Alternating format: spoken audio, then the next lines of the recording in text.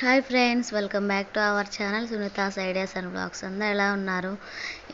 అని మేమైతే హాస్పిటల్కి వెళ్తున్నాం అనమాట. ఆ రోజైతే మండే రోజైతే హాస్పిటల్కి వెళ్ళి వచ్చాము.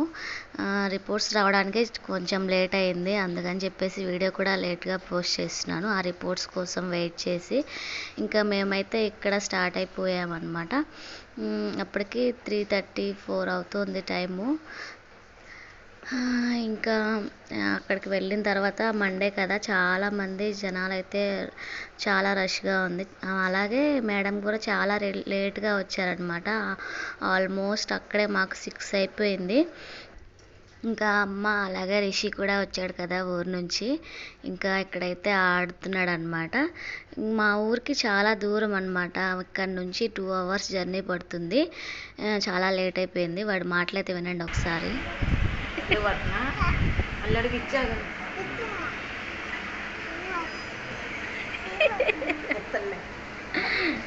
ఇప్పించినాక ఎత్తాలి. ఇటు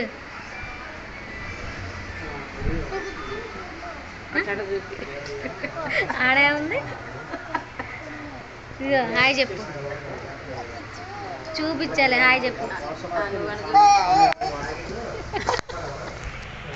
ఇంకా నెక్స్ట్ మేడం గారు, డాక్టర్ గారు ఏం చెప్పారని చెప్పి చూస్తే, మనకి ఓపీ అవి రాపించుకున్న తర్వాత అప్పుడే బీపీ అవి చెక్ చేస్తారు కదా. బీపీ అవి నార్మల్గానే ఉన్నాయి. వెయిట్ అయితే 58 ఉన్నానమాట.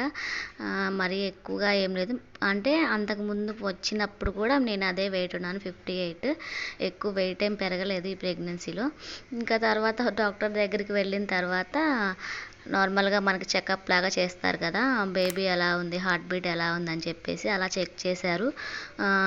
బేబీ హార్ట్ బీట్ అయితే బాగానే వినిపించింది.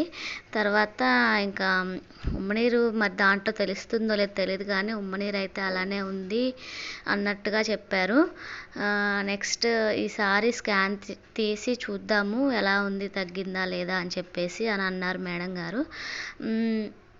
9th మంత్లో తీద్దాము, ఇప్పుడు కాదులే అని చెప్పేసి 15 డేస్కి అయితే ట్యాబ్లెట్స్ అయితే ఇచ్చారనమాట.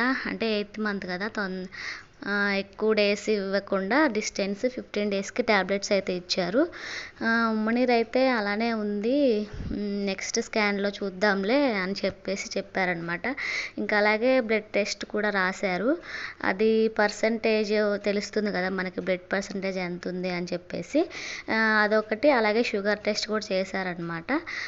బ్లడ్ పర్సంటేజ్ నాకు 4th మంత్లోనే ఎప్పుడో చేశారు. అప్పుడైతే నాకు 10 ఉందన్నమాట బ్లడ్ అనేది. తర్వాత ఇంక ఇప్పుడు చేశారు. ఆ రిపోర్ట్స్ అనేవి రావడానికి టైం పట్టిందని చెప్పాను కదా. ఇంకా అవి వచ్చిన తర్వాత చెప్తారు కదా, షుగర్ నార్మల్గా ఉంటే మనకి ఉమ్మనీరు కూడా మనకి నార్మల్ అవుతుందని చెప్పేసి ఇంకా ఆ రిపోర్ట్స్ కోసం అయితే వెయిట్ చేసాము. ఇంకోండి, ఇంక ఇదనమాట రిపోర్ట్స్ అయితే నెక్స్ట్ డే వచ్చాయన్నమాట. చూస్తున్నారు కదా, ఆ రోజు నా పేరు, అలాగే మేము బ్లడ్ ఇచ్చిన డేట్ 11 అనమాట, మండే. ఇంకా బ్లడ్ పర్సంటేజ్ వచ్చి నేను తగ్గుతుందేమో అని చెప్పేసి అనుకున్నాను, తగ్గలేదు, పెరిగింది కొంచెం. అయితే 10 ఉన్నది 12కి అయితే వచ్చేసింది అనమాట. చాలా హ్యాపీ అనిపించింది.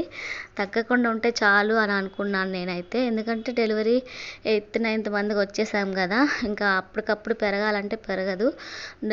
బ్లడ్ తక్కువ ఉంటే మళ్ళీ చాలా ప్రాబ్లం అవుతుంది.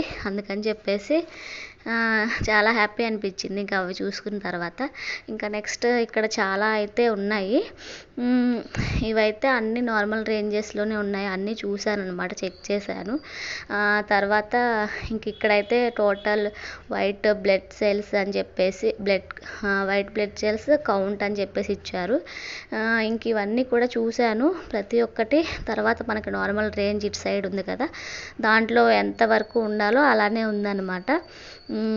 ఇవన్నీ కూడా చూసుకున్నాను. అక్కడికి మేడం గారు కూడా చూపించారంట, ఇచ్చి తర్వాత రిపోర్ట్ ఇచ్చారు, అంతా బాగానే ఉందని చెప్పేసి. ఇంకా నెక్స్ట్ షుగర్ టెస్ట్ అనమాట. షుగర్ టెస్ట్ అయితే గాడ్స్ గ్రేస్, ఇది కూడా నాకు షుగర్ ఏం లేదు, నార్మల్ ఉందని చెప్పేసి వచ్చింది. చాలా హ్యాపీ అనిపించింది. ర్యాండమ్ బ్లడ్ గ్లూకోజ్ వచ్చేసి ఇదిగోండి 115 ఉందన్నమాట. మనకి రేంజ్ వచ్చేసి 70 to 140 mg అదన్నమాట. ఇది కూడా నార్మల్గానే వచ్చేసింది. కానీ ఉమ్మనీరు ఎందుకు తగ్గట్లేదు, దానికి ఏం చేయాలో నాకేం తెలియట్లేదు. మీకు ఎవరికైనా తెలిస్తే కామెంట్ చేయండి ఫ్రెండ్స్.